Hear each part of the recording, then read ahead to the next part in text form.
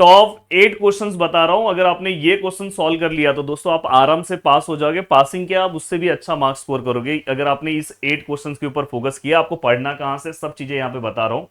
But सबसे पहले मैं बोलूंगा कि वीडियो के नीचे आप कमेंट करो कि अब मैं कौन सा वन शॉट बनाऊं। प्लीज सभी लोग कमेंट करो। देखो मैं आपको बता रहा हूं, बहुत लोगों को पता नहीं है। ये देखो 8 दिन पहले, ये देखो 8 डेज, वो ऑर्डिनरी डिफरेंशियल इक्वेशन, ये आरजीपीबी का लेटेस्ट पीवाईक्यूज वाइज पूरा का पूरा वन शॉट 55 मिनट्स का है। ये अगर आप देख लोगे तो आपका 14 मार्क्स कवर हो जाएगा। ये इसका भी लिंक मैं नीचे दे दे रहा हूं।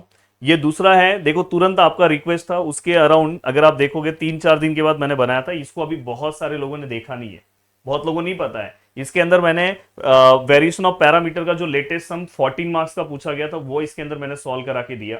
और साथ में पावर सीरीज और बेसल फंक्शंस के प्रॉपर्टी से रिलेटेड भी इसमें सम मैंने सॉल्व करा के दिए हैं। तो ये दो अगर आप देखोगे वीडियो तो आपका 28 मार्क्स तो ऐसे ही कवर हो जाएगा।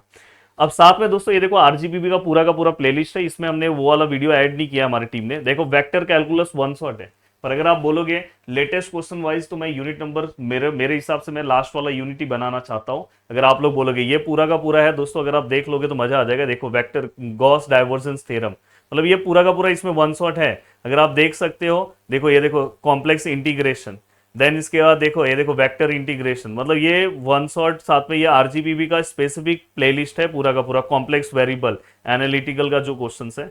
तो मुझे ऐसा लगता है कि आपको ये देखना चाहिए। अगर आपको जो भी चाहिए तो आपको सब कुछ मैं यहाँ पे लिंक लगा के दे रहा हूँ, और मेरी ओर से आपको क्या चाहिए आप नीचे कमेंट कर सकते हो। अब देखो मैं कुछ क्वेश्चंस देने जा रहा हूँ जो आपको ध्यान देना है।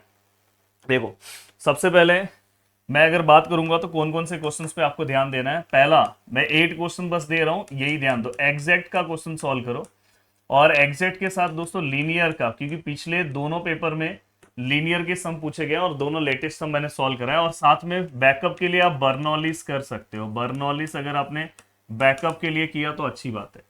तो ये आपको करना ही है, मतलब इस वाले यूनिट में ये सब चीज, इसके सभी के एक एक सम्स अगर आप सॉल्व कर लोगे तो आपका काम बहुत आसान हो जाएगा। अब सर ठीक है सर ये सॉल्व करेंगे, इसके साथ बैकअप क्वेश्चन के लिए मैं बोल रहा हूँ सीएफ और पीआई, ये इससे रिलेटेड आपको एक सम्स दिखाई देने के चांसेस हैं। यहाँ पे एक सम, और कभी कभी अगर ये नहीं आया तो आपको यहाँ पे क्या आएगा दोस्तों, साइमल्टेनियस इक्वेशन का सम आता है। पर अगर आप ये कवर कर लोगे तो मोस्ट प्रोबेबली आपका 14 मार्क्स आपको कवर अप हो जाएगा। अब देखो दोस्तों यहाँ पे ये अगर आपने कवर अप किया, ठीक है सर, उसके साथ दोस्तों यहाँ पे देखो वेरिएशन ऑफ पैरामीटर, ये यूनिट नंबर सेकंड है, वेरिएशन ऑफ पैरामीटर। प्लीज आप मेरा वीडियो देख लेना, लेटेस्ट सम मैंने आपका सॉल्व करके दिया है वेरिएशन ऑफ पैरामीटर का। 2 बार से पेपर में ये तो डायरेक्ट 14 मार्क्स का पूछा गया है, पर आप भरोसा नहीं कर सकते हो सकता है कि फिर वो 7 का भी वो पूछ ले। और एक और चीज ध्यान रखना, क्यों मैं ऐसा बोल रहा हूँ। देखो अपना पेपर ना टोटल 70 मार्क्स का आता है, और 70 मार्क्स मतलब हमें पेपर लिखना है, हमें पेपर पर एक्स्ट्रा आता है। हमें क्वेश्चन नंबर 1 से लेकर क्वेश्चन नंबर 8 दिया रहता है, और ये सभी में से बस मुझे 5 ही क्वेश्चन अटेम्प्ट करना है, मतलब आप 3 क्वेश्चन स्किप कर सकते हो। तो इसलिए आप बहुत सारी चीजें नहीं पढ़ोगे तो भी चलेगा।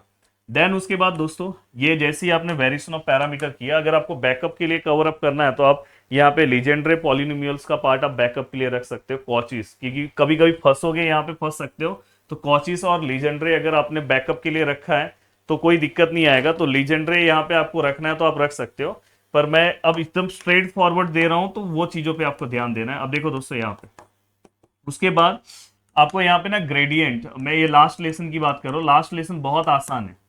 ग्रेडियंट, डायरेक्शनल डेरिवेटिव्स, ये सब छोटी छोटी चीजें आपको पता होना चाहिए। सोलेनोइडल, सभी के एक एक प्रॉपर्टी के सम, और ई रोटेशनल जिसको हम कर्ल, कर्ल आप एक बार निकाल के एक सम, मेरा अगर कोई एक वीडियो देखोगे तो ये सब प्रॉपर्टी आपका हो जाएगा। ये बस प्रॉपर्टी है, मेन सम यहां से क्या आता है पता है, थियरम्स आपको आते हैं। जैसे स्टॉक थियरम्स बहुत बार पूछा गया है, कभी कभी स्टॉक थियरम अगर नहीं पूछेंगे तो ग्रीन थियरम पूछते हैं। तो मैं आपको एक सजेशन दूंगा कि स्टॉक का एक सम आप सॉल्व कर लो, एक सम आप ग्रीन का सॉल्व कर लो, और एक सम आप गॉस डाइवर्जेंस थ्योरम का सॉल्व कर लो। अगर आपने ये कर लिया तो 14 मार्क्स 100% आपको यहां से मिल जाएगा। इसमें हो सकता है एक प्रॉपर्टी बेस्ड क्वेश्चन आए, तो अगर आपने प्रॉपर्टी बेस्ड क्वेश्चन नहीं पढ़ा है तो भी आपका काम हो जाएगा। तो मैं बोलूंगा देखो यहां से आपको 14 मार्क्स का काम हो सकता है। 14 मार्क्स ये एक काम करके देगा, 14 मार्क्स ये। अब एक क्वेश्चन आपको, अगर समझो कोई आप में से ऐसा स्टूडेंट है मुझे टॉपर बनना है, देखो 1 2 3 4 5 6 7, और ये सब आप लेटेस्ट पेपर के सम सॉल्व करो, या तो पीवाईक्यूज के जो सम है वो सॉल्व करो। मैंने मेरे वीडियोस में मैंने कवर करा के दिया है, जो मेरा एप्लीकेशन कोर्स है उसके अंदर मैंने कवर करा के दिया है।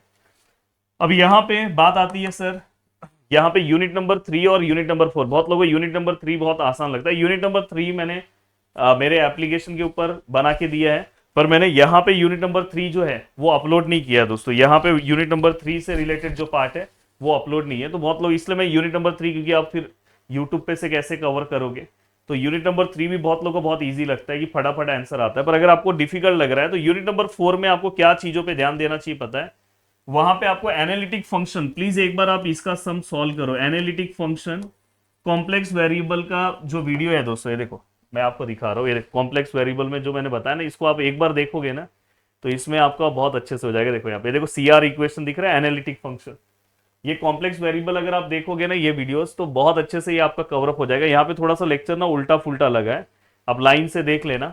हाँ, लेक्चर 1 2 3 4 5 देखो यहाँ सिस्टमैटिक लगा है।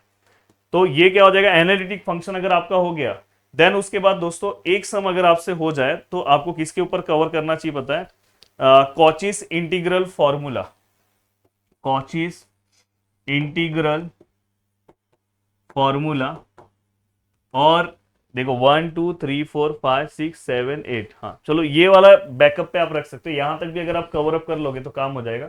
ये बैकअप क्वेश्चन दे रहा हूं, कॉचीज और अगर रेसिड्यू, ये दो पार्ट आप कर लोगे, ये आपको कहां मिलेगा, कॉचीज और रेसिड्यू। देखो ये देखो कॉम्प्लेक्स इंटीग्रेशन का पार्ट यहाँ पे मैंने सॉल्व किया, देखो ये देखो कॉचीज इंटीग्रल थ्योरम दिखाई दे रहा है यहाँ पे, तो यहाँ पे ये वाला पार्ट आपको दिखाई देगा।